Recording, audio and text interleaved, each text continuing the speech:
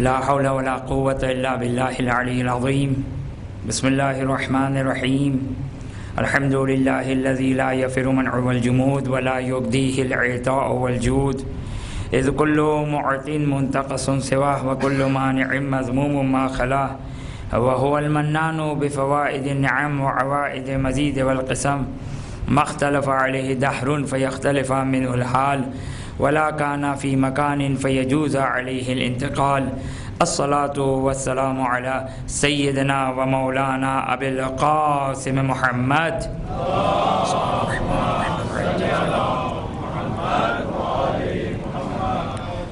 وعلى أهل بيته الطيبين الطاهرين، لا سيما مولانا ومولى الكونين أبي الحسن والحسين أمير المؤمنين علي بن أبي طالب عليهما السلام.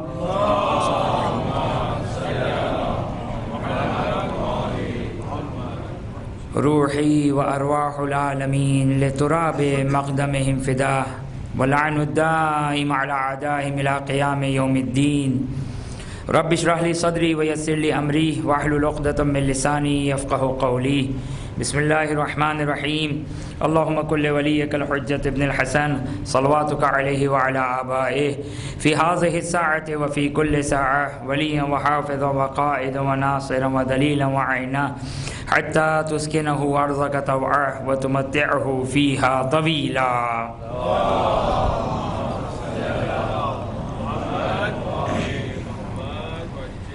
السلام عليك يا أبا عبد الله وعلى الأرواح التي حلت بفنائك، عليك مني سلام الله أبدا ما بقيت وبقي الليل والنهار، ولا جعله الله آخر العهد مني لزيارتكم. السلام على الحسين وعلى علي بن الحسين وعلى أولاد الحسين وعلى أصحاب الحسين. أما بعد، فقد قال الله سبحانه وتعالى في كتابه الكريم: أعوذ بالله من الشيطان الرجيم. بسم الله الرحمن الرحيم. يا أيها الرسول بلغ ما أنزل إليك من ربك وإن لم تفعل فما بلغت رسالته والله يعصمك من الناس إن الله لا يهدي القوم الكافرين. ایک درود پڑھ دیں محمد و آل محمد پر.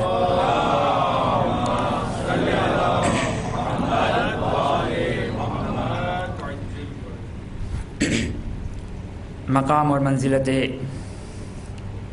اہل بیت اطہار علیہ السلام کے موضوع پر ہماری گفتگو رہے گی. یہ آیت کہ جس آیت کو کم از کم آج کی گفتگو کے لیے ہم نے سرنامہ کلام قرار دیا ہے، علماء کرام خطبہ ذاکرین سے اس آیت کے ذیل میں گفتگو سنتے رہتے ہیں، لیکن بہرحال شاید کچھ ایسے نکات کہ جو بالخصوص ہمارے بچوں اور جوانوں کی توجہ اس کی طرف نہ گئی ہو، لہذا اس سلسلے میں اس آیت سے ہم اپنی گفتگو کا آغاز کریں گے. یہ آیت کچھ ایسی آیات ہیں قرآن کی کہ جس کی مخصوص کچھ نام ہیں: آیے درود، آیے ولایت، آیے اطاعت. اسی طرح ایک آیت ہے آیے تبلیغ. آیے تبلیغ، یہ آیت تبلیغ ہے. چونکہ اس میں بلغ کا لفظ آیا ہے، لہذا اس آیت کا نام آیت تبلیغ رکھا گیا ہے. یعنی علماء کرام کی زبانی اور روایتوں میں بھی ظاہراً اس کو آیت تبلیغ کے نام سے موسوم کیا گیا. یہ آیت بڑی اہم آیت ہے. مسئلہ ولایت اہل بیت اطہار علیہ السلام، جو ایک بظاہر دیکھا جائے تو ایک ایسا موضوع ہے کہ جو بہت زیادہ پڑھا گیا، بہت زیادہ سنا گیا، لیکن میری کوشش ہوگی کہ اس موضوع پر وہ گفتگو کی جائے. یہ تو نہیں کہہ سکتا ہوں کہ جو میرے ذہن میں یا میری عقل و میری فکر جہاں تک پہنچی ہے، علماء کرام نے اس آیت کے ذیل میں یا اس گفتگو ولایت اہل بیت اطہار علیہ السلام کے ذیل میں جو گفتگو کی کہ عام طور پر شاید ہمارے ممبروں سے بہت زیادہ اس موضوع کو فضائل اہل بیت، فضائل امیر المومنین، ولایت امیر المومنین ایک حد تک تو گفتگو ہوئی ہے، لیکن میں چاہتا ہوں کہ اس موضوع کو تھوڑا تفصیل کے ساتھ، مثلا جیسے ایک لفظ ہے، میں اپنے بچوں سے اگر یہ سوال کروں کہ جو ایک طویل مدت سے ممبر سن رہے ہیں، مجلس سن رہے ہیں، ولایت کا مطلب کیا ہے؟ لفظ واو لام الف یہ تے ولایت، یہ خود لفظ اگرچہ فضیلت میں استعمال ہو رہا ہے لیکن خود اس کا مطلب بہت زیادہ روشن نہیں ہے کہ خود لفظ ولایت کا مطلب کیا ہے۔ تو انشاءاللہ یہ ہماری گفتگو رہے گی، اور ظاہر ہے میں آپ لوگوں کی جسارت میں، آپ کی شان میں کوئی جسارت نہیں کرنا چاہتا، لیکن اگر کوشش کروں گا کہ میں آپ لوگوں کی خستگی کا خیال رکھوں۔ میں نہیں کہتا ہوں کہ آپ لوگ میری مجلس میں آئیں، لیکن چاہتا ہوں کہ اگر آئیں تو تھوڑا اگر ٹائم پہ آ جائے کریں تو مجھے تھوڑی سی، چونکہ بہرحال ایک دشواری ہوتی ہے، بالخصوص مجھ جیسے شخص کے لیے دشواری ہوتی ہے، اس لیے کہ میں جب گفتگو کرتا ہوں تو آپ لوگ جو مجھے سنتے رہتے ہیں ان کو اس بات کا احساس ہوگا کہ میری باتیں بڑی عربی میں کہتے ہیں مغلق، مجمل، بہت زیادہ پیچیدہ گفتگو کرتا ہوں میں۔ اچھا، اس کی وجہ کیا ہے؟ اس کا فلسفہ کیا ہے؟ اس کا فلسفہ یہ ہے کہ چونکہ اب جب میں کوئی بات کر رہا ہوتا ہوں تو میرے ذہن میں خود بخود بہت سارے سوالات آتے ہیں کہ جو ذہن میں پیدا ہوتے ہیں۔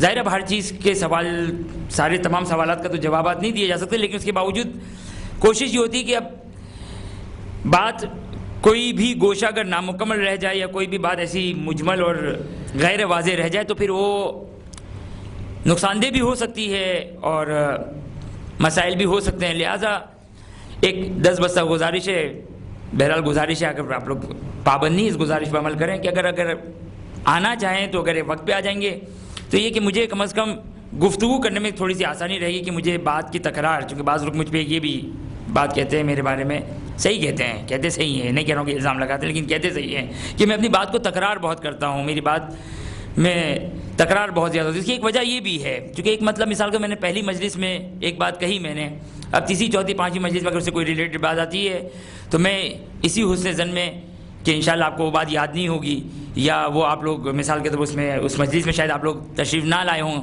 تو اس لیے مجھے پھر تھوڑی سی اس کو تکرار کرنی پڑتی ہے، صرف اس خوف سے کہ کہیں ایسا نہ کہ میری بات نامکمل رہ جائے، جس نامکمل رہنے کی وجہ سے ممکن ہے سوالات پیدا ہو سکتے ہیں ذہن میں، اور سوالات کے اوپر تو انسان کوئی قابو نہیں پا سکتا ہے۔ بہرحال یہ آیت آیت تبلیغ بڑی اہم آیت ہے۔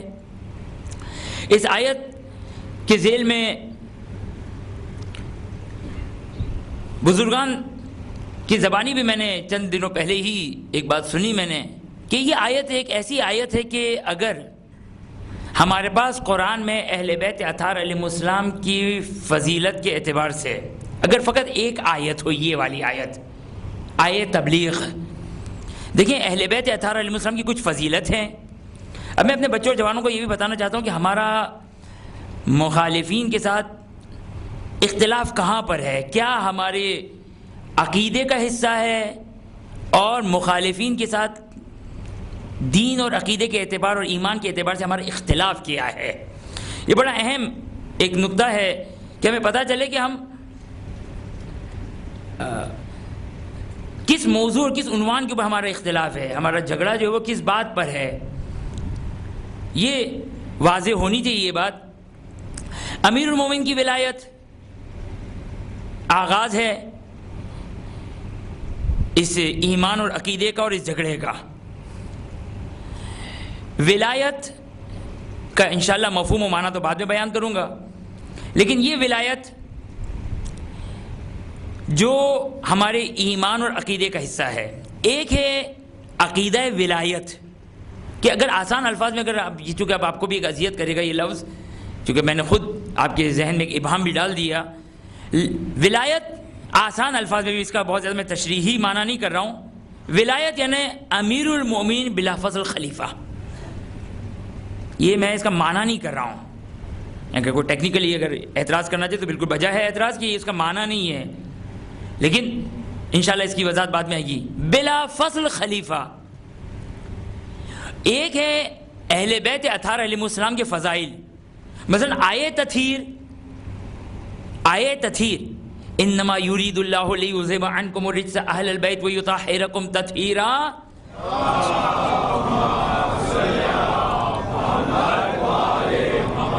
یہ آیت بہت زیادہ ڈائریکٹ اور واضح طور پر یہ آیت ولایت کو ثابت نہیں کرتی ہے، یہ آیت فضیلت اہل بیت اطہار علیہ السلام ہے۔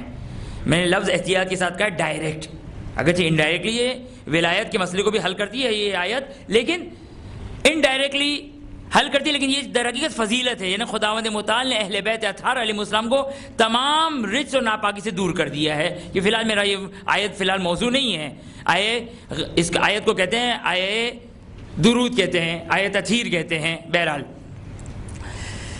آیے درود نہیں، آیے تطہیر کہتے ہیں۔ خوب، لیکن آیے تبلیغ فضیلت کو، ظاہر فضیلت کو ڈائریکٹ بیان نہیں کر رہی ہے، یعنی ایک ہے، میں نے کہا نا ایک موضوع ولایت ہے، ولایت خود ایک فضیلت ہے، ایک عنوان، ایک بحث اہل بیت اطہار علیہ السلام، قرآن ایک مرتبہ ولایت اہل بیت اطہار علیہ السلام سے گفتگو کرتا ہے، ایک دفعہ فضائل اور فضیلت اہل بیت اطہار علیہ السلام سے گفتگو کرتا ہے۔ قرآن کی یہ آیت آیہ تبلیغ ولایت امیر المومنین، کہ جو ہمارا مخالفین کے ساتھ ایک اختلاف ہے، مخالفین کے ساتھ جو ہمارا اختلاف ہے ولایت امیر المومنین، یہ ولایت امیر المومنین آیت تبلیغ اس اعتبار سے کہ اگر ہمارے پاس اگر فقط یہ ایک آیت ہو آیت تبلیغ تو امیر المومنین کی ولایت کو بیان کرنے کے لیے کافی ہے، یہ ایک آیت کافی ہے۔ کہ انشاءاللہ امید ہے کہ گفتگو میں کوشش کروں گا کہ یقینی طور پر تھوڑی سی یہ ایک علمی گفتگو بھی رہے گی، لیکن کوشش کروں گا جب علمی گفتگو ہوتی ہے تو تھوڑی مشکل ہوتی ہے، جب مشکل ہوتی ہے تو تھوڑی خشک ہو جاتی ہے، لہٰذا کوشش کروں گا کہ میں اس آیت کو آہستہ آہستہ لے کر چلوں، چاہے آج ایک دو مطلب بیان کر سکوں، لیکن بہرحال آپ لوگ تھوڑی سی توجہ کریں تو انشاءاللہ استفادہ کریں گے ہمارے بچے اور ہمارے جوان۔ یہ آیت یا ایھا الرسول بلغ ما انزل، اے رسول پہنچا دیجئے اس چیز کو جو آپ پر نازل کی گئی۔ اب یہاں پر ابتدائی طور پر ایک سوال ہے، عالم اسلام سے سوال ہے کہ جو قرآن ہے، کتاب اللہ کی کتاب ہے، جو مسلمانوں کے درمیان تمام مسلمان اس اللہ کی کتاب کو مانتے ہیں، قبول کرتے ہیں، اس کا احترام کرتے ہیں، وہ سوال ہے کہ یہ کتاب ہدایت کی کتاب ہے یا نعوذ باللہ من ذالک گمراہی کی کتاب ہے، جھگڑے کی کتاب ہے، اختلاف کی کتاب ہے؟ واضح ہے، کوئی مسلمان بھی اگر کہے کہ یہ کتاب الہی نعوذ باللہ گمراہی کی کتاب ہے، دائرہ اسلام سے وہ شخص باہر ہے، وہ شخص مسلمان نہیں ہے، اگر کوئی شخص قرآن کی اس طرح توہین کرتا ہے۔ لیکن اس کے باوجود قرآن میں بہت ساری جگہوں پر یہ سوال، جو ابھی میں سوال ایک پیش کرنے جا رہا ہوں، کہ اگر یہ قرآن ہدایت کی کتاب ہے تو قرآن کا یہ ذرا ترجمہ، ذرا اگر آپ دیکھیں، میں ترجمہ کر رہا ہوں، قرآن کا اگر ایک ظاہر ہے تو اس کی 70 بطون ہیں۔ ظاہر ہم اور آپ کوئی بھی اہل زبان اس کو سمجھ سکتا ہے۔ قرآن کی ایک آیت ہے لا یمسہ الا المطہرون، لا یمسہ الا المطہرون، اگرچہ اس کا ظاہر ہی جو ہم اور آپ، یعنی جو عرف عام میں جو اس کا معنی کیا جاتا ہے لا یمسہ الا المطہرون، اس کا ہم اور آپ جو معنی کرتے ہیں اور جو عام طور پر قرآن کی پہلے جو اس کا سر ورق ہے، گتا ہے، جہاں پر جو قرآن مجید سب سے پہلا جو صفحہ ہے وہاں پر لکھا ہوتا ہے، یہ آیت لکھی ہوتی ہے لا یمسہ الا المطہرون، اس کا ظاہری معنی بھی ہم نہیں کرتے ہیں۔ قرآن اتنی مشکل کتاب ہے، یعنی کون؟ ہم اور آپ تو ایک ہوتا ہے 3rd جنریشن، 2nd جنریشن وغیرہ وغیرہ، تو ہم تو پتہ نہیں کس اردو اپنے عربی کی ٹرانسلیشن میں کس جنریشن میں آئیں گے، جو اس کے اہل زبان ہیں وہ اس کا معنی، اس کے معنی کرنے میں ظلم کرتے ہیں اور خیانت کرتے ہیں، کیونکہ اب نہیں معلوم کہ آیت سمجھتے ہیں یا نہیں سمجھتے، لیکن بہرحال معنی کرنے ہونے میں خیانت ہو رہی ہے کہ لا یمسہ الا المطہرون، لا یمسہ الا المطہرون، کہ قرآن مجید کے بارے میں کہا کہ لا یمسہ، کہ اس کو کوئی نہیں، اب اس کا ظاہری ترجمہ، اس کو کوئی نہیں چھو سکتا ہے، کوئی اس کو مس نہیں کر سکتا ہے مگر وہ شخص کہ جس کو طاہرون نہیں کہا، قرآن نے نہیں کہا لا یمسہ الا الطاہرون۔ اگر لا یمسہ الا الطاہرون ہوتا تو ہم اس کا قرآن کا وہی معنی کرتے جو ہم عام طور پر ہمارے یہاں بالخصوص مخالفین کے جو اس کا ترجمہ کیا جاتا ہے کہ باوضو اس کو چھونا، باوضو بغیر وضو کے اس کی چھونا جائز نہیں ہے۔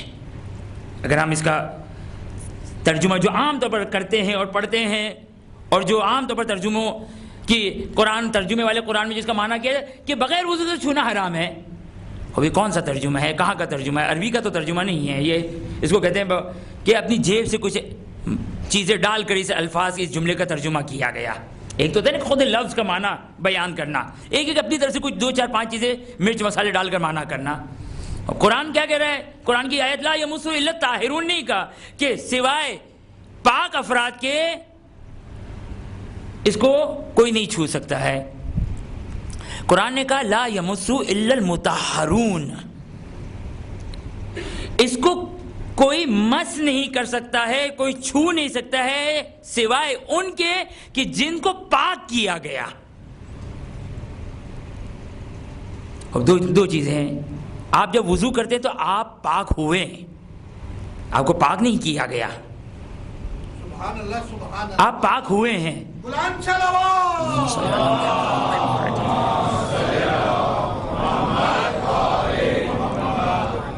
لا یمسہ، اب یہاں پر پتہ چلتا کہ یہ مس اپنے ظاہری معنوں میں نہیں آیا، ورنہ اس کا صحیح معنی ترجمہ ہو ہی نہیں سکتا ہے۔ یہ قرآن کا ترجمہ کرنا اہل علم کے لیے اس کو سمجھنا مشکل ہے، وہ بھی ظاہر کی بات کر رہا ہوں، باطن تو سوائے اہل بیت اطہار علیہ السلام کی کوئی نہیں سمجھ سکتا ہے۔ ایک ہے قرآن کا ظاہر، جیسے یہ قرآن کا ظاہر ابھی میں بیان کر رہا ہوں، یہ قرآن کا ظاہر بیان کر رہا ہوں، یہ قرآن کا باطن نہیں ہے، یہ قرآن کا ظاہر ہے۔ ایک ہے قرآن کا باطن، کہ مثال کے طور پر قرآن نے کہا اہدنا الصراط المستقیم، خداوند ہمیں صراط مستقیم پر گامزن رکھ، ہمیں صراط مستقیم کی ہدایت دے وغیرہ وغیرہ۔ اب یہ جو صراط مستقیم یعنی سیدھا راستہ، یہ اس کا ظاہری معنی۔ اما صراط مستقیم ہوا علی ابن ابی طالب علیہ السلام، یہ اس کا بطن ہے۔ صلوات اللہ محمد و آل محمد صلوات۔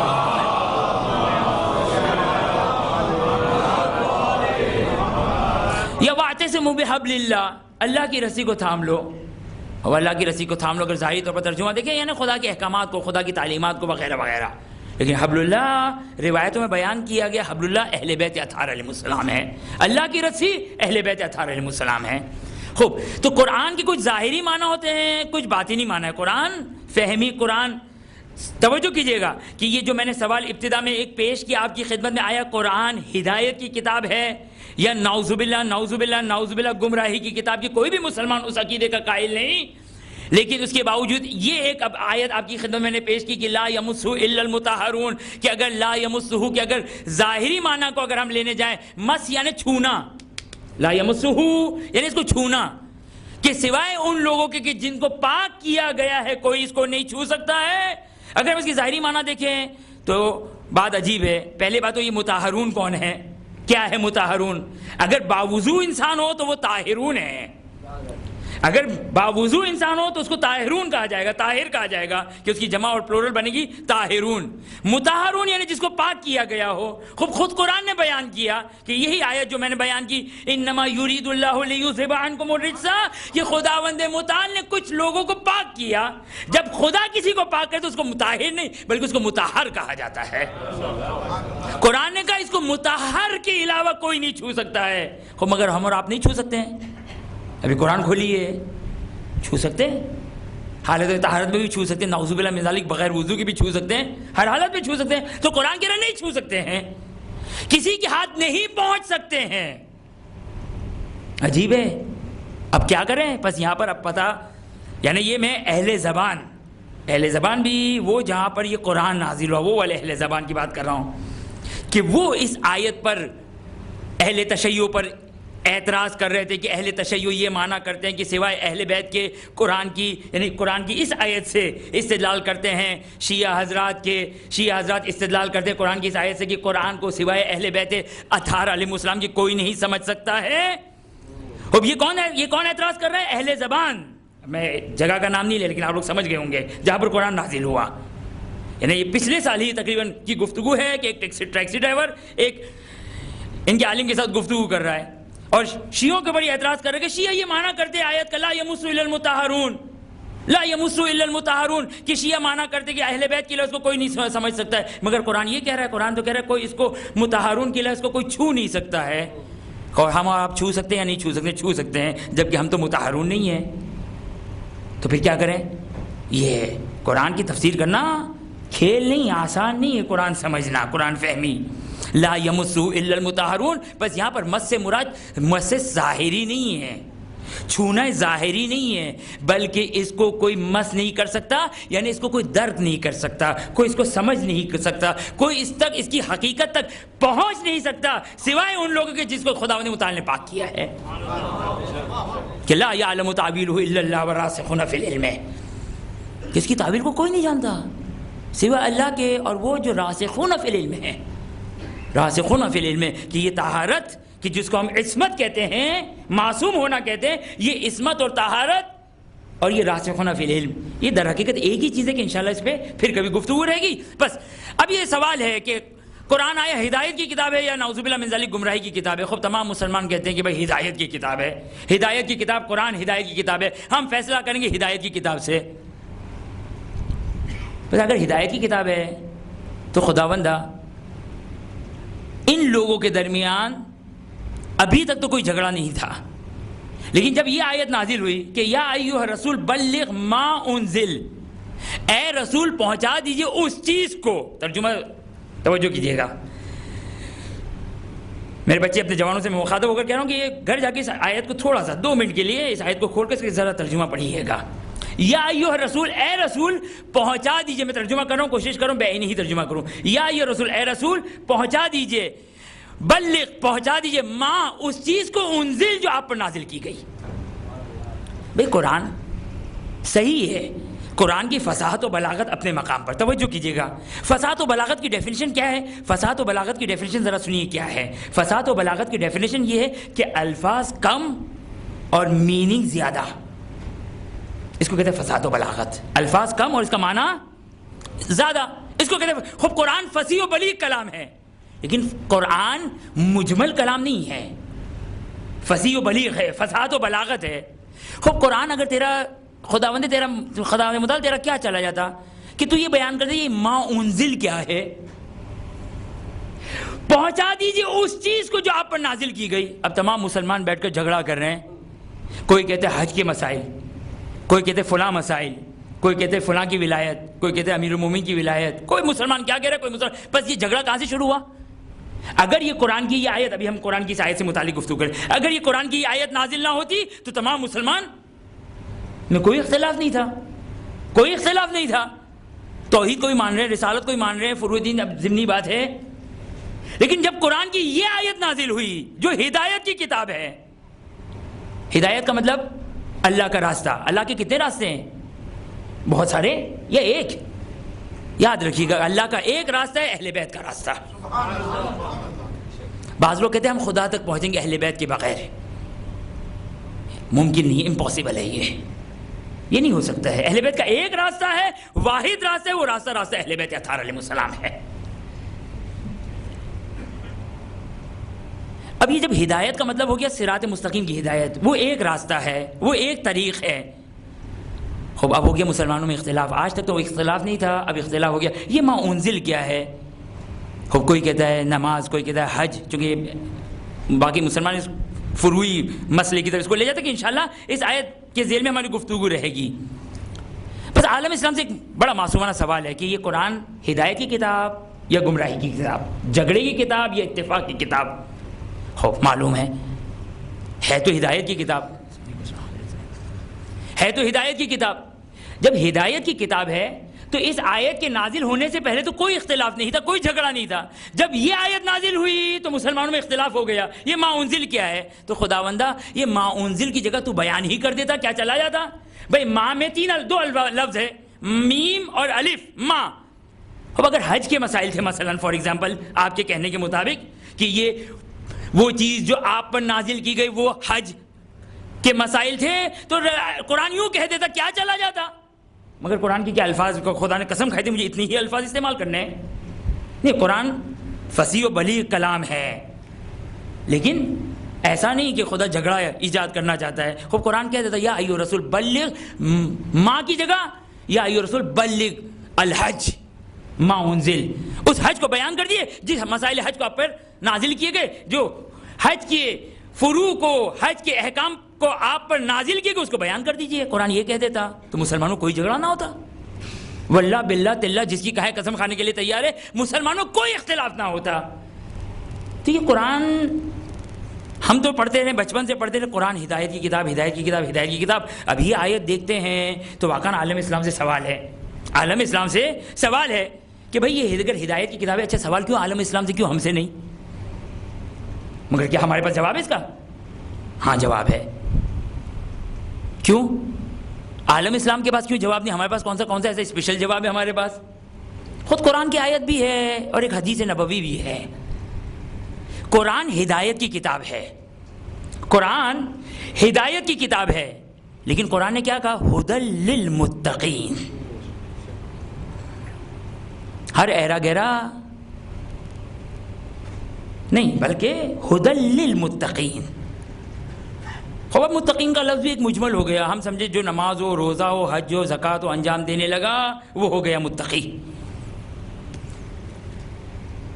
فی الحال میرا موضوع یہ نہیں ہے. ھدی للمتقین, رسول نے ایک جملہ فرمایا, ایک حدیث رسول کی مشہور و معروف حدیث. یہ حدیث ہم سے زیادہ, اگرچہ میں نے یہ حدیث خود اس ممبر سے بھی 2-4 مرتبہ پڑھی ہے ظاہراً, جو مجھے یاد آ رہی ہے, یہ حدیث ہم سے زیادہ اہل سنت کیا یہ حدیث موجود ہے. اہل سنت کیا یہ روایت مختلف اسناد کے ساتھ وارد ہوئی ہے یہ روایت. کون سی روایت کی مشہور و معروف روایت ہے, انی تارکم فیکم الثقلین کتاب اللہ و عترتی. یہ ہے جواب کہ یہ قرآن ہدایت کی کتاب ہے, کوئی شک نہیں ہے. بھئی رحمت الہی محدود ہے یا لامحدود ہے؟ رحمت الہی محدود ہے یا لامحدود ہے؟ خوب آسان الفاظ میں کہوں کہ بھئی یہ بارش رحمت الہی کا ایک مصداق ہے, بارش رحمت الہی کا ایک مصداق ہے. خوب یہ رحمت الہی محدود ہے یا لامحدود ہے؟ خوب خدا کی رحمت جب وہ ذات لامحدود تو اس کی رحمت بھی لامحدود ہے. اب ہم اگر بارش کو اگر ہم لامحدود میں اگر کے زمرے میں لیں کہ اگرچہ لامحدود نہیں ہے بارش, لیکن یہ مثلا خدا کی ایک لامحدود نشانی ہے بارش. خوب یہ رحمت الہی ہے. اب آپ مجھے بتائیں, اگر رحمت الہی کو سمیٹنے کے لیے اگر آپ زیر آسمان آتے ہیں تو کتنی رحمت الہی لوٹیں گے؟ خوب جس کے پاس جتنا ظرف ہوگا. آپ رحمت الہی کو حاصل کر رہے ہیں. خوب ایک شخص وہ پیالہ لے کر گیا رحمت الہی کو لینے, ایک شخص پتیلی لے کر گیا, ایک شخص دیگ لے کر گیا, ایک شخص نے باقاعدہ پورا سوئمنگ پول بنایا اسی غرض سے کہ رحمت الہی کو جمع کرے. تو یہ رحمت الہی میں کوئی کوتاہی نہیں ہے, ظرف میں کوتاہی ہے. خدا کی رحمت واسعہ ہے. جس طرح اس کی ذات لامحدود, اس طرح اس کے اوصاف بھی لامحدود ہے. تو خداوند متعال نے قرآن میں ہدایت رکھی ہے, نقص اور عیب اور کمی دینے والے کی طرف سے نہیں ہے, لینے والے کی طرف سے ہے. صلوات علی محمد و آل محمد صلوات.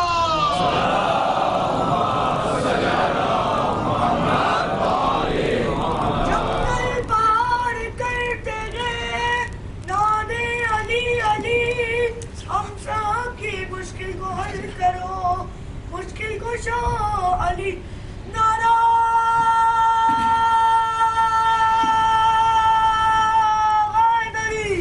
علی محمد و آل محمد صلوات.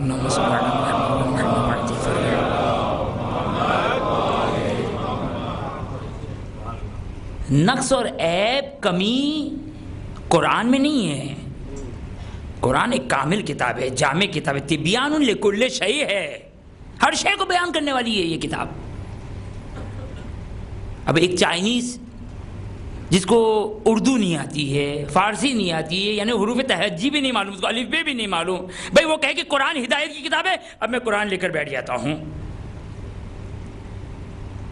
قرآن اس کو کیا ہدایت کرے گا؟ اگرچہ یہ بھی ایک مشکل ہے, پڑھا لکھا ماحول, اب زمانہ پڑھا لکھا ہے, جب پڑھا لکھا زمانہ اور ماحول ہوتا ہے تو ان معجزے, اسپریچل, یہ ساری روحانی طاقتیں وغیرہ, انسان اس کا منکر ہونا شروع ہو جاتا ہے. یہ خود ہی غلط ہے. اس کی جو رحمت ہے قرآن کی, اس کی جو برکتیں ہیں وہ اپنی جگہ پر. اگر کوئی کہے کہ نہیں قرآن کے معنی اور قرآن کی ہدایت کو میں حاصل کرنا چاہتا ہوں, کوئی چائنیز یہ کہے, اب خدا اگر کسی اور طریقے سے اس کو ہدایت پہنچا دے تو ایک الگ بات ہے, ورنہ ساری زندگی قرآن ہاتھ میں لے کر بیٹھا رہے, خود قرآن کیا ہدایت. تو مجھے بتائیے کہ قرآن میں کوتاہی ہے, قرآن میں کمی ہے, یا اس شخص کی عقل میں کمی ہے کہ پہلے اس کی زبان تو سیکھو. خوب رسول نے فرمایا انی تاریک فیکم ثقلین کتاب اللہ و اطرتی, یہ نہیں کہا میں مسلمانوں میں تمہارے درمیان اللہ کی کتاب کو چھوڑ کے جا رہا ہوں کہ اگر تم نے اسے تمسک نہ کیا تو ہدایت نہیں پاؤ گے. نہیں, کہا میں تمہارے درمیان دو چیزوں کو چھوڑ رہا ہوں, ایک اللہ کی کتاب اور ایک اپنی اطرت. اگر میری ہدایت کو حاصل کرنا چاہتے ہو تو خالی کتاب کافی نہیں ہے. خالی کتاب حسبنا کتاب اللہ, ورنہ کتاب معذرت کے ساتھ بھی جملہ میں یوں نہیں کہوں گا کہ نعوذ باللہ قرآن اس کو ہدایت نہیں دے گا, نہیں, وہ شخص قابل ہدایت نہیں اگر اہل بیت یا 18 مسلم کے راستے کو انتخاب نہیں کرتا. لہذا یہ آیت, اب وہ افراد جو کہتے ہیں کہ ہم قرآن کو سمجھتے ہیں, خب یا ایھا الرسول بلغ ما انزل, لڑتے رہیے مسلمانوں, اے رسول پہنچا دیجئے اس چیز کو جو آپ پر نازل کی. خدا بتا دے, وہ خدا اگر بتا دیتا میں تو پھر رسول کو یہ نہ کہنا پڑتا کہ میں دو چیزوں کو چھوڑ کر جا رہا ہوں. پھر تم یہ کہتے کہ ہر چیز بتاؤ خدا, پھر تم کیا کہتے ہیں ہر چیز بتاؤ چاہے نماز مغرب کس طرح پڑھنی ہے, نماز عشاء کس طرح پڑھنی ہے, حج کی باقی احکامات, نماز کے احکامات وغیرہ وغیرہ وغیرہ وغیرہ, ہر چیز پوچھتے نا. خداوند متعال کا ایک طریقہ کار ہے. ایک طریقہ کار کیا ہے؟ طریقہ کار یہ ہے کہ خداوند متعال اس کتاب اور اہل بیت کے ذریعے سے انسان کی ہدایت دینا چاہتا ہے.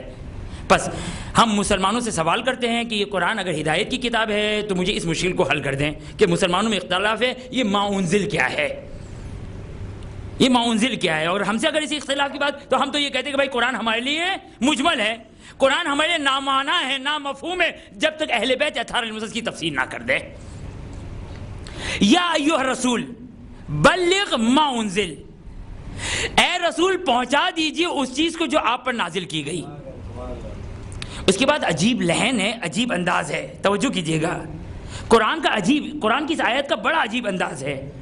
وَإِن لَّمْ تَفْعَلْ فَمَا بَلَّغْتَ رِسَالَتَهُ. تمام مسلمانوں میں اتفاق ہے, تمام مسلمانوں میں جو بعض ہی ایسی باتیں ہوتی کہ جس میں تمام مسلمان اتفاق کرتے ہیں, ان میں سے ایک بات یہ بھی سمجھ لیجئے, تمام مسلمانوں میں اتفاق ہے کہ یہ آیت جو آیت تبلیغ ہے ختمی مرتبہ صلی اللہ علیہ وآلہ وسلم کے آخری زمانے میں.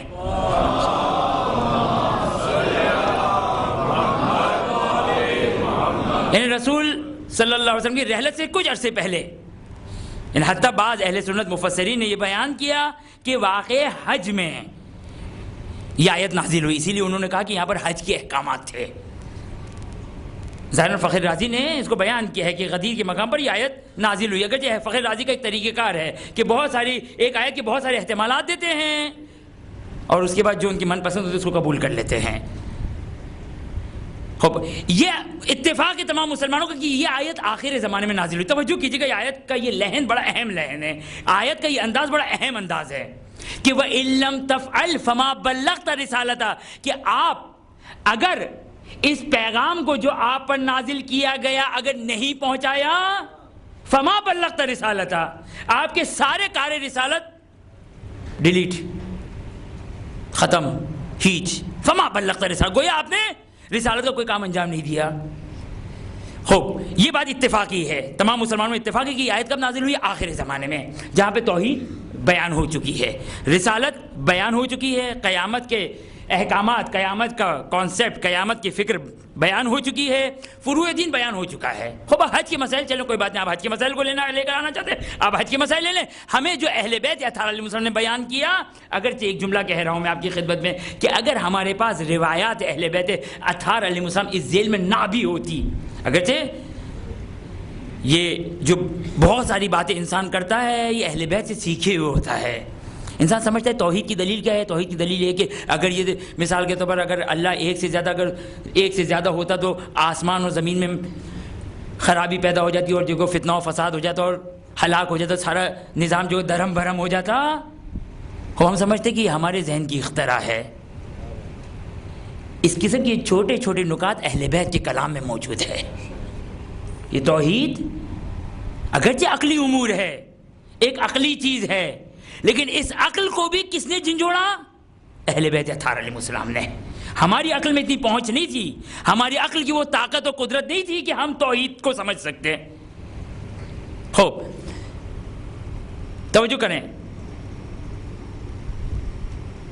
وَإِن لَّمْ تَفْعَلْ فَمَا بَلَّغْتَ رِسَالَتَهُ، یہ آیت آخر زمانے کی ہے، یعنی توحید بیان ہو چکی ہے، توجہ کیجیے گا، رسالت بیان ہو چکی ہے، احکام بیان ہو چکے ہیں، وہ آخر زمانے کی ہے، یعنی رسول نے اپنی زندگی کے سارے امور کو بڑی خوش اسلوبی کے ساتھ، کیوں قرآن نے کسی اور مقام پہ اس انداز سے گفتگو نہیں کی اپنے حبیب کے ساتھ، اپنے حبیب سے کبھی کسی بھی کلام میں، نہ روایات حدیث قدسی میں نہ کلام الہی میں اس انداز و اس لہن میں گفتگو نہیں کی۔ فَإِن لَّمْ تَفْعَلْ فَمَا بَلَّغْتَ رِسَالَتَهُ۔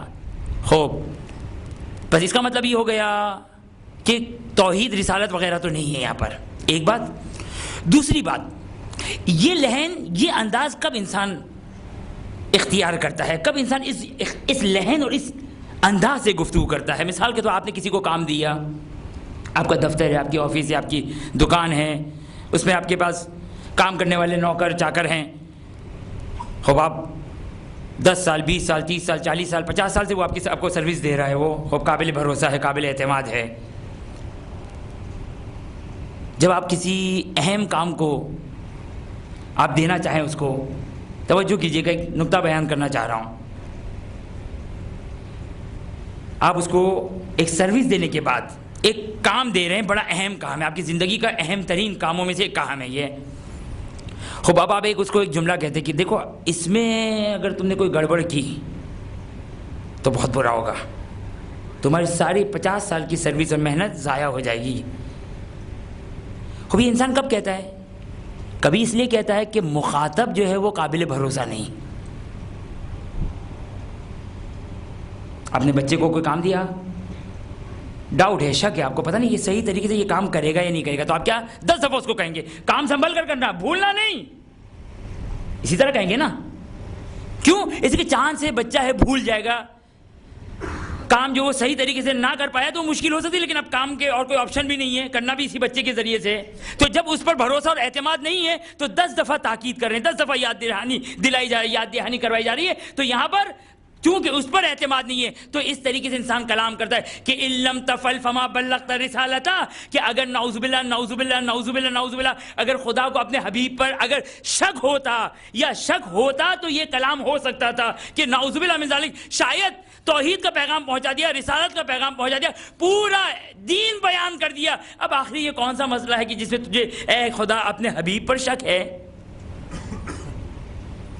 اب یہ کبھی اس لیے انسان یہ لہن یہ گفتگو کرتا ہے کیونکہ سامنے والے پر اعتماد نہیں ہے، اور نعوذ باللہ من ذالک کوئی مسلمان یہ احتمال نہیں دے سکتا ہے، کوئی مسلمان یہ نہیں کہہ سکتا ہے کہ خداوند متعال کو یہ ڈر تھا، خداوند متعال کو یہ ڈر تھا کہ کہیں ایسا نہ ہو کہ حبیب نعوذ باللہ من ذالک خطا نہ کر جائے، چھوڑ نہ دے، بھول نہ جائے، ڈر کی وجہ سے، کیونکہ قرآن عجیب ہے آیت، واقعا میں نے کہا اس آیت کے ایک ایک نقطہ بڑا، ایک ایک اس کا کلمہ بڑا اہم ہے، بہت قابل استفادہ ہے۔ بس یہ تو ممکن نہیں، بلکہ اگر کوئی مسلمان یہ کہے کہ نعوذ باللہ من ذالک یہ ڈر تھا خداوند متعال کو، تو وہ نہ کہ رسول کی توہین کرنے والا ہے بلکہ خدا کی توہین کرنے والا ہے، خدا کی حکمت پر شک کرنے والا ہے کہ خدا کسی ایسے کو میسنجر بنا رہا ہے، ایسے کو پیغمبر بنا رہا ہے جس پر خود خدا کو اعتماد نہیں۔ لہذا یہ بات تو واضح ہے کہ خدا کو اپنے حبیب پر کوئی شک نہیں ہے، خدا کو اپنے حبیب پر شک نہیں ہے کہ ان لم تفعل فما بلغت رسالتہ. دیکھیں توحید، دیکھیں میں ایک بات کہ یہ آیت کب نازل ہونی چاہیے تھی، توجہ کیجئے گا. یہ آیت کب نازل ہونی چاہیے تھی؟ یہ آیت نازل ہونی چاہیے تھی غار حرا میں، جہاں پر رسول کے 40 سال مکمل ہوئے، جبرائیل پہلی وحی لے کر آئے. تو اس وقت یہ اٹینشن، یہ الرٹ کرنا چاہیے تھا کہ دیکھو اب مسائل جو وہ بہت مشکل ہیں، کفار ہے، مدینے کے مسائل ہیں، باقی مسلمانوں کے مسائل ہیں، لہٰذا میرا دین پہنچانے میں کوئی خطا مت کرنا. قرآن کا یہ انداز بتا رہا ہے کہ یہ پہلے دن کی حدیث نہیں ہے، پہلے دن کی آیت نہیں ہے. توجہ کیجئے گا، خود قرآن کی یہ آیت بتا رہی ہے کہ پہلے دن کی آیت نہیں ہے. کیونکہ اگر پہلے دن اگر یہ آیت نازل ہوتی تو قرآن یوں کہتا، اے حبیب میری تبلیغ میں خطا مت کرنا، میری تبلیغ میں کوتاہی مت کرنا، میری تبلیغ میں کوئی کسی قسم کی کوئی کمی نہ کرنا. یہ انداز ہوتا، نہ کہ یہ انداز ہوتا کہ ان لم تفعل فما بلغت رسالتہ، کہ اگر یہ کام انجام نہیں دیا تو گزشتہ سارے کام بیکار. یہ کب کہا جاتا ہے؟ یہ اس وقت کہا جاتا ہے کہ جب ایک سروس دے چکا ہے انسان، ایک خدمت کر چکا ہے انسان. تو خدا اگر تجھے ڈر اور خوف تھا تو یہ تو غار حرا میں آیت نازل ہونی چاہیے تھی، وہ بھی اس انداز سے نہیں، وہ بھی اس انداز سے نہیں، بلکہ آیت نازل ہونی چاہیے تھی کسی اور انداز سے کہ بھائی اب یہاں سے اب جو معاملہ سیریس ہو جاؤ، اب جو وہ تبلیغ دین کا مسئلہ ہے، میرے احکامات کا مسئلہ ہے، میری شریعت کا مسئلہ ہے، لہذا کسی قسم کی کوئی خطا نہ ہو جائے. لہذا یہ آیت تو وہاں نازل ہونی چاہیے تھی. اب یہاں پر خدا اللہ کا رسول سب کچھ بیان کر چکا. یا تو ہم یہ کہیں کہ نعوذ باللہ من ذالک توحید اہم نہیں تھی، رسالت اہم نہیں تھی، کیونکہ توحید پہ یہ انداز نہیں ہے، رسالت پہ یہ انداز نہیں ہے. لیکن جب یہ مسئلہ آیا ما بلغ کا تو قرآن اس انداز سے کہہ رہا ہے، دیکھو حبیب بھی نہیں کہا، یا ایھا الرسول ان لم تفعل فما بلغت رسالتہ، کہ اگر اس مسئلے کو اگر نہ پہنچایا باقی سارے تم نے جتنی بھی خدمت انجام دی. وقت تو تھا کہ خدا اپنے حبیب کو کریڈٹ دیتا، یہ وقت تھا کہ خداوند نے متعال کہتا شاباش مرحبا ہمارے حبیب، زحمتیں اٹھائی، پتھر کھائے، رکاوٹیں برداشت کی، کانٹے بچھائے گئے، ہجرتیں کی. اب وقت آیا کریڈٹ کا، تو خدا تو یہ انداز جیسے اجنبیوں کے ساتھ انداز ہوتا ہے، یہ اپنے حبیب کے ساتھ انسان اس طرح گفتگو نہیں کرتا ہے. جس پر اعتماد نہ ہو اس پر اس طرح گفتگو، اس کے ساتھ اس طرح گفتگو کی جاتی ہے کہ اگر تم نے یہ نہیں کیا. میں ایک آیت سے مدد لینا چاہتا ہوں اس معنی کو مزید سمجھانے کے لیے. قرآن کی ایک آیت ہے، اعوذ باللہ من الشیطان الرجیم، بسم اللہ الرحمن الرحیم، لئن اشرکت لیحبطن عملک. خدا کس سے مخاطب ہے؟ خدا مخاطب ہے ختمی مرتبت سے. توجہ کیجئے گا، خدا مخاطب ہے کس سے؟ ختمی مرتبت سے. اگر اس آیت کا پہلے معنی کرنے سے پہلے مزید آپ کے ذہن کو میں اس کے قریب لے جانا چاہتا ہوں. توجہ کیجئے گا. مثال کے طور پر آپ کا ایک فرزند ہے، آپ کا بچہ ہے، آپ کا بیٹا ہے، قابل بھروسہ ہے، دیندار ہے، متقی ہے، پرہیزگار ہے. آپ اس کو یہ کہیں کہ بیٹا میں یہ دے کر جا رہا ہوں، اگر تم نے چوری کی نا تو میں تم کو سزا دوں گا. بتائیے درست ہے یہ کہنا؟ ایک بچہ جس نے اپنی ساری زندگی اعتماد قائم کیا، اس کا اخلاق، اس کا تقوی، اس کی پرہیزگاری، اور باپ یہ کہے کہ اگر چوری کی، کتنا مذموم جملہ ہے نا، اگر چوری کی تو میں تمہیں سزا دوں گا. خوب ہاں اگر یہ کہا جائے کہ بھائی اگر اس کی حفاظت نہ کی تو بہت برا ہوگا، کوتاہی مت کرنا حفاظت میں. لیکن چوری کا الزام، اب قرآن اپنے حبیب سے کیا کہہ رہا ہے؟ قرآن اپنے حبیب سے کہہ رہا ہے لئن اشرکت لیحبطن عملک، کہ اے رسول، اے حبیب، اگر آپ نے نعوذ باللہ نعوذ باللہ نعوذ باللہ اگر شرک کیا تو آپ کے سارے اعمال ضبط ہو جائیں گے، ختم ہو جائیں گے، حبط ہو جائیں گے. نعوذ باللہ من ذالک. کیا خدا تو اپنے حبیب سے ڈر ہے؟ خدا کیا تو اپنے حبیب سے ڈر ہے؟ اگر کوئی کہے، کوئی مسلمان کہے ہاں، تو دائرہ اسلام سے خارج، وہ شخص مسلمان نہیں ہے. پھر کیوں؟ قرآن یہ کہہ رہا ہے، قرآن شرک کی امپورٹنس بتا رہا ہے، توحید کی امپورٹنس بتا رہا ہے کہ توحید کا معاملہ اتنا اہم ہے کہ رسول جیسی شخصیت کے جو توحید کا پیکر ہے، جو مجسمہ توحید ہے، جہاں تصور نہیں ہے شرک کا، جہاں شرک سوچی نہیں جا سکتی ہے. جب ایک چیز کی امپورٹنس بتانی ہوگی تو یوں. اب یہاں پر بھی قرآن اسی طرح اِن لَمْ تَفْعَلْ فَمَا بَلَّغْتَ رِسَالَتَهْ، یہاں پر خدا کو اپنے حبیب پر شک نہیں ہے، خدا کو اپنے حبیب پر شک نہیں ہے، بلکہ شک کن پر ہے؟ شک خدا کو ان پر ہے کہ جن تک پیغام پہنچانا ہے، ان کو بتانا ہے کہ اتنا اہم کام ہے کہ جب میں نے توحید کا پیغام دیا تو اس وقت نہیں کہا تھا کہ کوئی مسلمان وہاں پر آ کر اختلاف نہیں کرے گا. توجہ کیجیے گا، جب توحید کا پیغام تھا اس وقت میں نے یہ نہیں کہا کیونکہ کوئی مسلمان وہاں پر آ کے اختلاف نہیں کرے گا. کیوں مسلمان بنے گا؟ جب توحید کو قبول کرے گا تو مسلمان بنے گا. جب رسالت کا مسئلہ آیا اس وقت قرآن نے یہ انداز انتخاب نہیں کیا کہ معلوم ہے قرآن کو، خدا کو معلوم ہے کہ مسلمان وہاں پر اختلاف نہیں کرے گا. نماز و روزہ و حج و زکوٰۃ و خمس و باقی تمام فروعات میں بھی اختلاف کرے نہ کرے لیکن بہرحال اجتماعی طور پر اختلاف نہیں ہوگا. لیکن ایک مسئلہ ایسا ہے کہ قرآن کو یہ انداز انتخاب کرنا پڑا. کیا؟ کہ اگر اے حبیب اگر تم نے یہ کام نہیں کیا تم پر شک نہیں ہے، لیکن اس کام کی اہمیت کا اندازہ اپنے سننے والوں، اپنے پڑھنے والوں کو میں بتا دوں. قرآن یہ کہہ رہا ہے کہ اِن لَمْ تَفْعَلْ فَمَا بَلَّغْتَ رِسَالَتَهْ، کہ اگر اے حبیب اگر اس کام کو نہیں پہنچایا، کہ یہ پہنچانے کے اعتبار سے ہے اور پیغام دیا جا رہا ہے ان لوگوں کو جو لینے والے ہیں. دیکھیں تبلیغ یعنی پہنچانا. جب ایک بات پہنچائی جاتی ہے تو ایک پہنچانے والا ہوتا ہے، ایک لینے والا ہوتا ہے.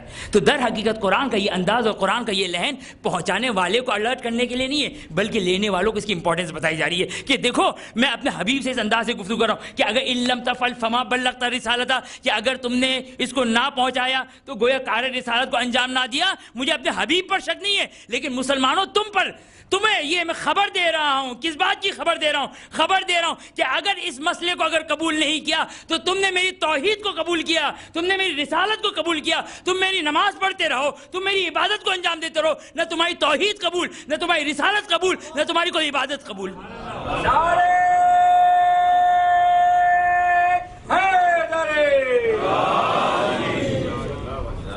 فما بلغت، مجھے اپنے حبیب پر کوئی شک نہیں ہے. لیکن یہ مسئلہ ایسا ہے جس طرح لو ان اشرکتا، اگر شرک کیا تو سارے عمل ضبط ہو جائیں گے. مجھے اپنے حبیب پر شک نہیں ہے لیکن میں بتا رہا ہوں شرک کی قباحت کو بتا رہا ہوں کہ شرک کتنا قبیح ہے. ساری زندگی کی عبادت ضبط ہو جائے گی، ختم ہو جائے گی، کل عدم ہو جائے گی. یہ شرک کی قباحت ہے. اسی طرح امیر المومنین کی ولایت ہے کہ اگر یہ اس کو اگر قبول نہیں کیا تو اپنے حبیب سے یہ کہہ رہا ہوں گویا کار رسالت کو انجام نہیں دیا. خوب یہ مبلغ کے اعتبار سے ہے، کار رسالت کو انجام نہیں دیا. اور مبلغ جن کو تبلیغ کی جا رہی ہے ان کے اعتبار سے یہ ہے کہ اگر وہ توحید کو مانتے ہو، رسالت کو مانتے ہو، میری پوری شریعت کو مانتے ہو. روایات ہے ہمارے پاس. خداوند متعال، توجہ کیجیے گا، عجیب روایت ہے. انشاءاللہ یہی ولایت ہمارا موضوع رہے گا کہ خداوند متعال، روایت کا جملہ ہے خداوند متعال اپنی ولایت. دیکھیے قرآن کی ایک آیت ہے، آیت ولایت. انما ولیکم اللہ ورسولہ والذین آمنوا الذین یقیمون الصلاۃ ویؤتون الزکاۃ وہم راکعون. یہ ہے آیت ولایت. اللہ تمہارا ولی، رسول تمہارا ولی، اور وہ تمہارا ولی کہ جو ایمان لانے والا اور حالت رکوع میں زکوٰۃ دینے والا ہے، وہ تمہارا ولی ہے. بس اللہ کی ولایت، رسول کی ولایت اور خدا کی ولایت، یہ تین ولایت. اللہ کی ولایت، رسول کی ولایت اور اہل بیت اطہار علیہ السلام کی ولایت، یہ تین ولایت ہے. بھئی خدا کی ولایت اس کی ذاتی ولایت ہے، کسی نے دی نہیں اس کو. ولایت کا ترجمہ انشاءاللہ ہوگا کہ ابھی تو میں نے جو ترجمہ کیا تھا، خود آپ کہیں کہ یہ بھائی ترجمہ یہاں پہ سیٹ نہیں ہو رہا ہے. وہ میں نے کیا ترجمہ کیا تھا ولایت کا؟ امیر المومنین کی ولایت کا ترجمہ کیا تھا کہ امیر المومنین بلا فصل خلیفہ. خدا کس کا خلیفہ ہے؟ اس لیے میں نے کہا تھا وہ ترجمہ نہیں تھا، صرف سمجھانے کے لیے ایک معنی بیان کیا تھا. توجہ کیجیے، اللہ تمہارا ولی، اللہ کی ولایت اس کی اپنی ولایت ہے، کسی نے دی نہیں ہوئی اس کو. رسول کی ولایت خداوند متعال نے دی. امیر المومنین اہل بیت اطہار علیہ السلام کی ولایت خداوند متعال نے دی. بس اللہ کی ولایت سب سے ایکسٹریم. خدا کیا کہہ رہے؟ روایت کا جملہ ذرا توجہ کیجیے گا. خدا کیا کہہ رہا ہے؟ یہ ہے، ذرا ولایت امیر المومنین کو سمجھیے کہ کیا ہے امیر المومنین کی ولایت۔ معصوم کی حدیث ہے، خداوند متعال اگر کوئی مسلمان اللہ کی ولایت کو قبول کرتا ہے، رسول کی ولایت کو قبول کرتا ہے، اگر علی کی ولایت کو قبول نہیں کرتا، خدا اس کی اللہ کے بارے میں ولایت کو قبول نہیں کرے گا۔ خدا کہے گا مجھے یہ ولایت نہیں چاہیے، خدا تیرے بارے میں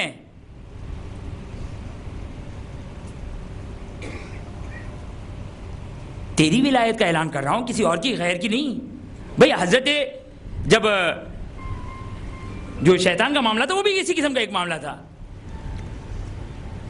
اللہ کی ولایت معصوم کہتے کہ قبول نہیں ہے، رسول کی ولایت قبول نہیں ہے جب تک امیر المومنین کی ولایت کا اعلان نہ کرے انسان۔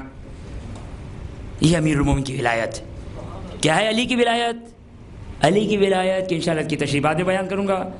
علی کی ولایت وہ ہے کہ کوئی ملک، کوئی فرشتہ فرشتہ نہیں بن سکتا ہے، کوئی نبی نبی نہیں بن سکتا جب تک امیر المومنین کی ولایت کو قبول نہ کرے۔ محمد و آل محمد بلندتر صلوات۔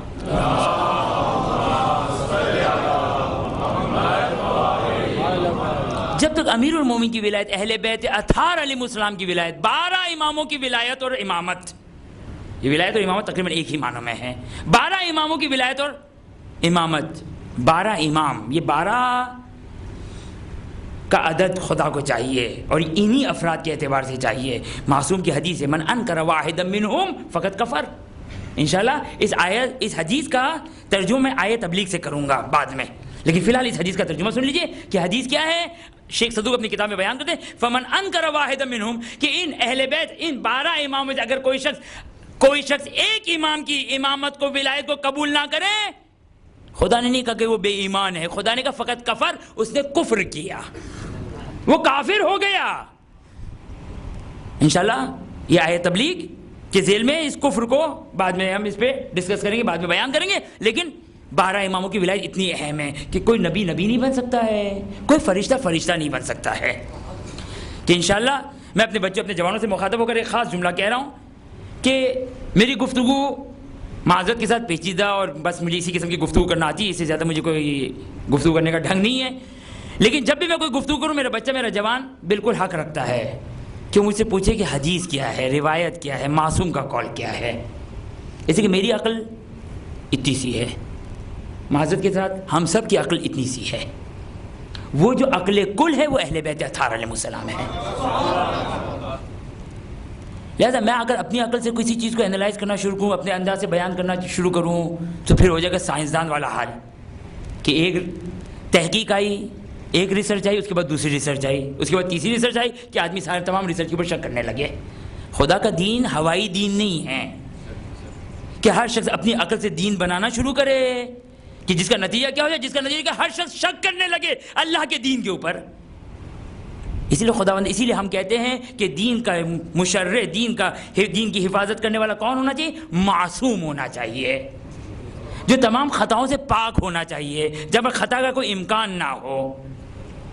لہذا اگر میں کوئی بات کہتا ہوں، ظاہر ہے جوش خطابت بھی کبھی ہو سکتا ہے، ممکن ہے کوئی بات کہہ جاؤں، کوشش کروں گا حدیث بیان کروں، لیکن ضروری نہیں کہ ہر بات کی حدیث لے کر آؤں، لیکن آپ بالکل حق رکھتے ہیں اور بالکل سوال کریں کہ اگر کوئی میری بات ہو آپ پوچھیں کس کا ریفرنس دے دیں، اور کوئی برائی نہیں ہے، بہت اچھی بات ہے، مجھے بھی خوشی ہوگی، اور اس بہانے جو کہ میرے بھی تھوڑا سا ریویژن ہو جائے گا اور میں بھی جو اس حدیث کو دوبارہ سے نکالنے میں کامیاب ہو جاؤں گا۔ لہذا اگر کوئی بات کہوں تو بالکل آپ معلوم کر سکتے ہیں یہ جو میں کہہ رہا ہوں یہ حدیث کے پیش نظر کہہ رہا ہوں کہ کوئی نبی نہیں بن سکتا جب تک علی کی ولایت کو قبول نہ کرے، کوئی فرشتہ نہیں بن سکتا جب تک امیر المومنین کی ولایت کو قبول نہ کرے۔ انشاءاللہ اس کے ذیل میں روایت رہے گی، بس یہ امیر المومنین کی ولایت کا مسئلہ ہے اور واقع کربلا کہ انشاءاللہ تھوڑی سی گفتگو ہمارے واقع کربلا پہ بھی رہے گی کہ واقع کربلا اہم ترین مسائل، دیکھیں دین کی حفاظت، اسلام کی حفاظت، شریعت محمدی کی حفاظت، یہ سب اپنی جگہ پر، یہ سب واقع کربلا میں یہ سارے درس موجود ہے،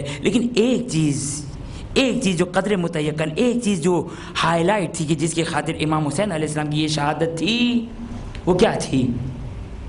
توحید سب قبول کرتے ہیں، رسالت سب قبول کرتے ہیں، نمازی، روزے دار، حافظ قرآن۔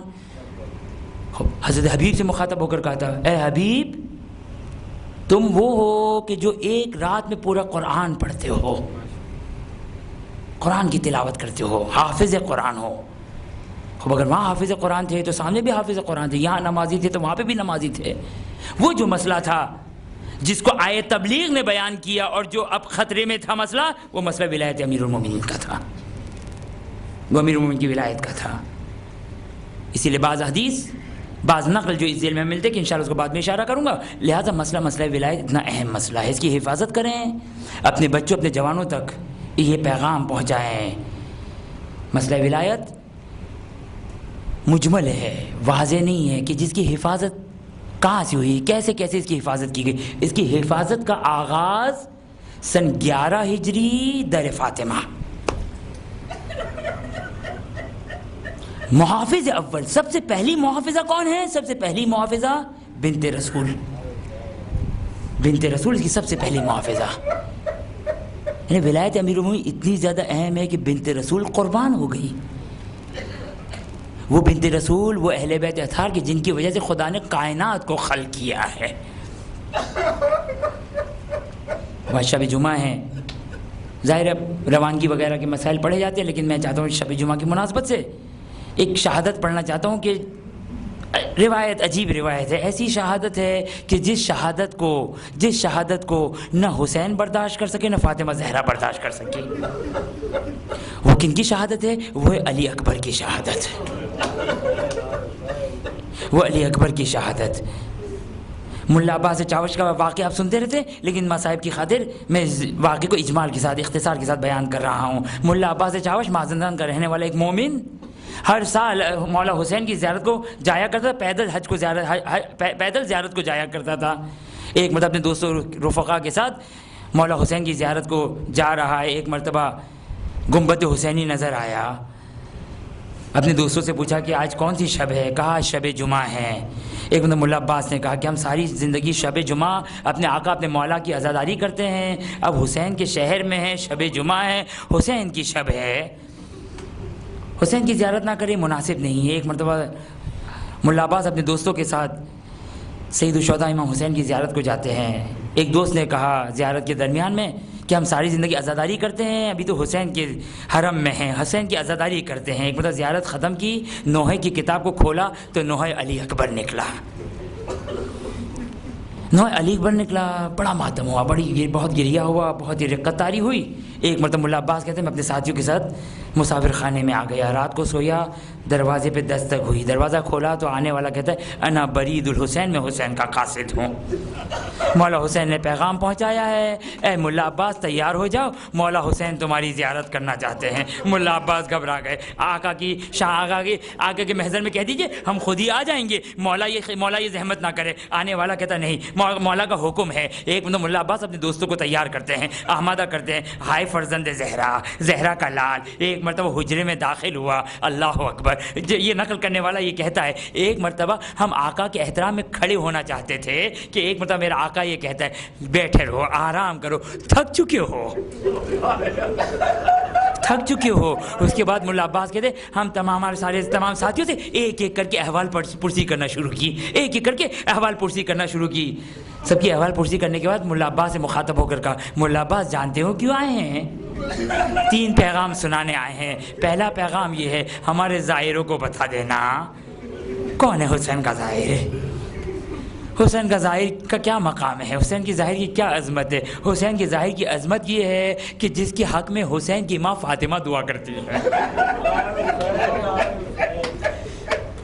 اس کی عظمت کو سنیے. مولا کہتے ہیں ہمارا پہلا پیغام ہمارے ظاہروں کو سنا دینا کہ جو شخص ہماری زیارت کو جاتا ہے ہم اس کی زیارت کو آتے ہیں.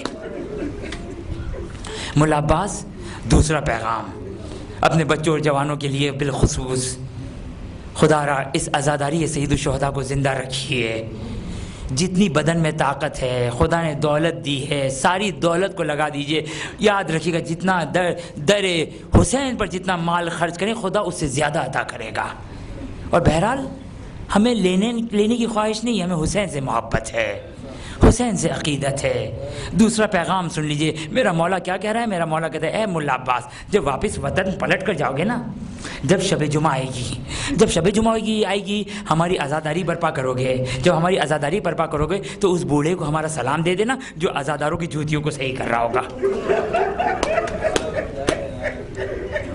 ملا عباس تیسرا پیغام سن لو، کیا کہ جب آئندہ کبھی شب جمعہ میرے حرم میں آنا نا، نوحہ علی اکبر مت پڑھنا، اللہ اکبر۔ ایک مرتبہ ملا عباس گھبرا گئے، کہا کوئی جسارت ہو گئی، کوئی توہین ہو گئی، کوئی غلط جملہ کہہ دیا؟ کہا نہیں ملا عباس، جانتے نہیں شب جمعہ میری ماں فاطمہ زہرا، شب جمعہ میری ماں فاطمہ زہرا آسمان سے آتی ہے، میری زیارت کو آتی ہے۔ میری ماں فاطمہ زہرا تمام مصیبتوں کو سن سکتی ہیں، اکبر کی مصیبت کو برداشت نہیں کر سکتی۔ اسی لیے روایت کا جملہ ہے کہ جب یہ لٹا ہوا کاروان ایک مرتبہ ابن زیاد کے دربار میں پہنچا، ہائے ابن زیاد ایک مرتبہ تخت پر بیٹھا ہوا ہے، سامنے تشت پر سر حسین رکھا ہوا ہے، سر حسین رکھا ہوا ہے۔ ایک مرتبہ ابن زیاد کی نگاہ سر حسین پہ پڑی، تاریخی جملہ کہا، عجیب جملہ کہا۔ ابن زیاد نے کہا اے حسین تو اتنا بوڑھا تو نہ تھا، اے حسین تو اتنا بوڑھا تو نہ تھا، تیرے بال اتنے سفید تو نہ تھے، بس یہ سننا تھا۔ ایک مرتبہ علی کی بیٹی زینب کبریٰ جلال میں آتی ہے، وہ ابن زیاد سے مخاطب ہو کر اے ابن زیاد میرا بھائی بوڑھا نہ تھا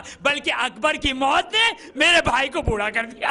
ہائے اکبر کی موت، اکبر کی شہادت، وہ شہادت ہے کہ روایتوں نے بیان کیا کہ ہائے حسین کے لیے جو سب سے زیادہ گرا مرحلہ تھا وہ اکبر کی شہادت کا مرحلہ تھا۔ ہائے ایک مرتبہ میرا مولا جب فریادی استغاثہ، جب اکبر کا آخری سلام آیا، ایک مرتبہ میرا مولا ذوالجناح پہ سوار ہوا۔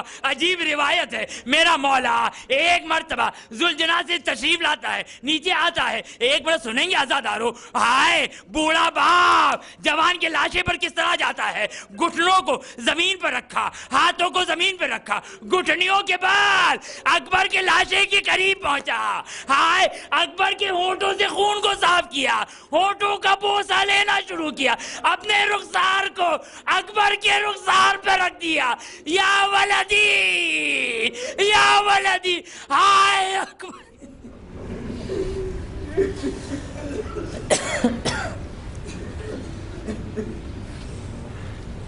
وَسَيَعْلَمُ الَّذِينَ ظَلَمُوا أَيَّ مُنقَلَبٍ يَنقَلِبُونَ۔ بار الہ ان آنسوؤں کو باعث شفاعت قرار فرما، بار الہ تو یہ واسطہ دیتے محمد و آل محمد کی عظمت کا واسطہ دیتے، خدا بندہ تو یہ غریب حسین کی عظمت کا واسطہ دیتے، خدا بندہ جو مومن و مومنات اس مجلس حسینی میں آئے ہیں اور کل مومن و مومنات، خدا بندہ تمام مومن و مومنات کی تمام جائز حاجات کو پورا فرما۔ خدا بندہ جو مومن و مومنات پریشان حال ہے، روزی رزق کی مشکلات میں گرفتار ہے، روزگار کے مسائل، گھریلو مسائل، دفتری مسائل، بچوں کی تعلیم، بچوں کی تربیت، ہزاروں مسائل میں گرفتار، خدا بندہ تجھے واسطہ دیتے ہیں، فاطمہ کبریٰ، فاطمہ زہرا سلام اللہ علیہ کی عظمت کا واسطہ دیتے ہیں، خدا بندہ تمام مومن و مومنات کی تمام مشکلات کو دور فرما۔ خدا بندہ دنیا بھر میں جہاں جہاں شیعہ حیدر کرار مظالم کا شکار ہیں، صرف اس وجہ سے کہ وہ علی سے محبت کرتے ہیں، آل علی کا ماتم کرتے ہیں، خدا بندہ تجھے واسطہ دیتے ہیں، محمد و آل محمد کی عظمت کا واسطہ، امیر المومنین کی عظمت کا واسطہ دیتے ہیں، خدا بندہ تمام شیعہ حیدر کرار کی حفاظت فرما۔ خدا بندہ جو مومن و مومنات حج و زیارات کے مشتاق ہیں، بالخصوص زیارت سید الشہداء کے، خدا بندہ تجھے واسطہ دیتے محمد و آل محمد کا اپنے گھر اور اہل بیت اطہار علیہ السلام کی زیارت نصیب فرما۔